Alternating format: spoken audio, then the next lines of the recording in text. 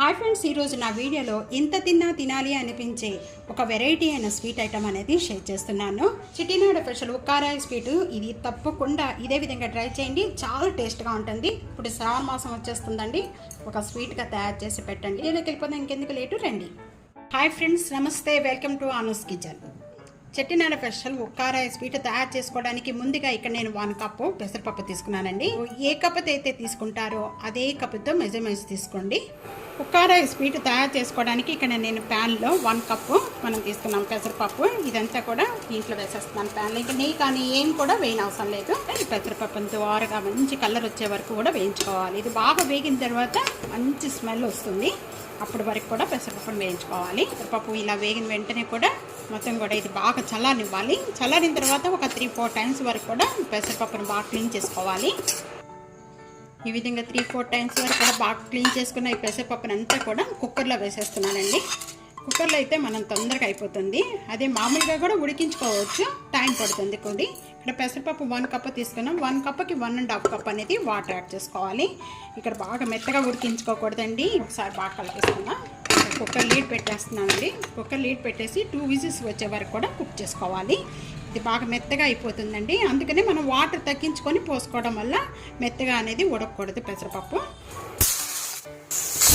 Whistles వచ్చిన వెంటనే ఇంకా స్టవ్ ఆన్ చేసేసుకుందాం అండి.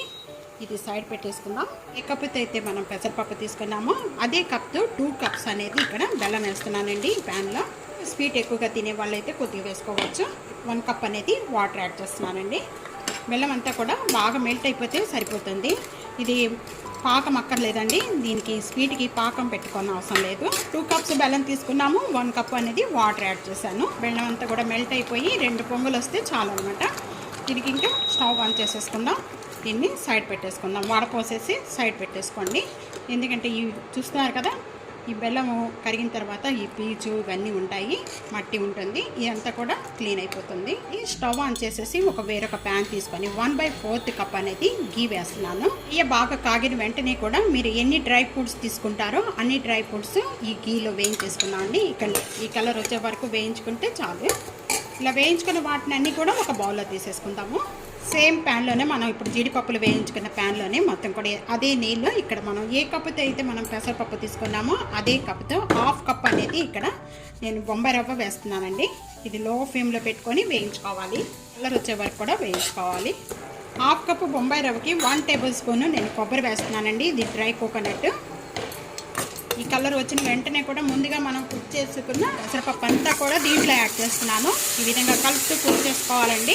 పెసరపప్పు అంతా కూడా ఈ విధంగా యాడ్ చేసిన వెంటనే మొత్తం కూడా ఒకసారి బాగా ఈ విధంగా ప్రెస్ చేస్తూ కూడా లో ఫ్లేమ్లో పెట్టుకొని కలుపుకుంటూ ఉండాలండి. కూడా పెసరపప్పు యాడ్ చేసిన తర్వాత ఈ విధంగా వేగిన వెంటనే పొడి పొడిగా అవుతుంది.